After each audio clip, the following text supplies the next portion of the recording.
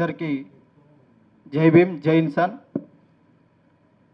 నేటి కార్యక్రమానికి వచ్చేసినటువంటి ముఖ్య అతిథి కాసిం సార్ గారికి హృదయపూర్వక జై భీమ్లు. అలాగే ఆత్మీయ అతిథి జయరాజ్ అన్న, ప్రజాకవి జయరాజ్ అన్న గారికి కూడా ప్రత్యేకమైనటువంటి జై భీమ్లు తెలియజేస్తూ 1972లో భారత నాస్తిక సమాజాన్ని డాక్టర్ జయగోపాల్ గారు స్థాపించడం జరిగింది. సమాజంలో ఉన్నటువంటి అసమానతలు, మూఢనమ్మకాలు అనాదిగా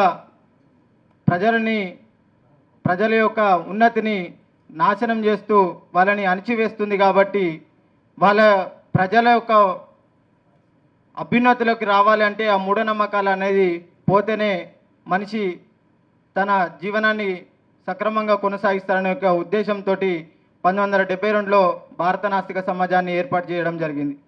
అలాగే ఆ సంఘం, భారత నాస్తిక సమాజం ప్రతి పల్లెలో, ప్రతి గ్రామంలో మూఢనమ్మకాల నిర్మూలన కోసం పనిచేస్తూ, అసమానతలు పోవడం కోసం పనిచేస్తున్న సందర్భంలో, అలాగే దీనికి ఒక విద్యార్థి విభాగము ఉంటే బాగుంటుంది.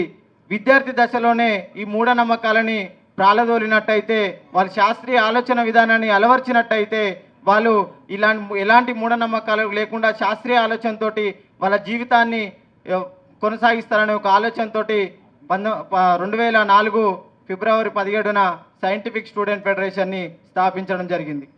ఈ యొక్క 2004 నుంచి నేటి వరకు 21 సంవత్సరాలుగా ప్రతి గ్రామంలో, ప్రతి స్కూల్లో, ప్రతి కాలేజీలో మూఢనమ్మకాల నిర్మూలన కోసం పనిచేస్తూ, అలాగే సామాజిక ఉద్యమాల్లో కూడా సైంటిఫిక్ స్టూడెంట్ ఫెడరేషన్ ఎన్నో మైలురాళ్ళు తొక్కినటువంటి సందర్భం.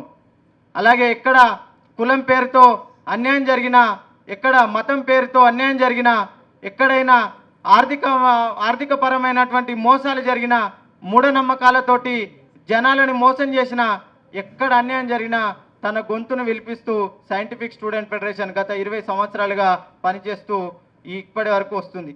అలాగే ఈ రోజుటి కాదు, సైంటిఫిక్ స్టూడెంట్ ఫెడరేషన్ లాస్ట్ వరకు మూఢనమ్మకాలు నిర్మూలన జరిగేంత వరకు, మూఢనమ్మకాల చట్టం తెలంగాణలో తెచ్చే వరకు కూడా పోరాడుతుందని చెప్పేసి మేము తెలంగాణ రాష్ట్ర పక్షాన తెలియజేస్తున్నాం.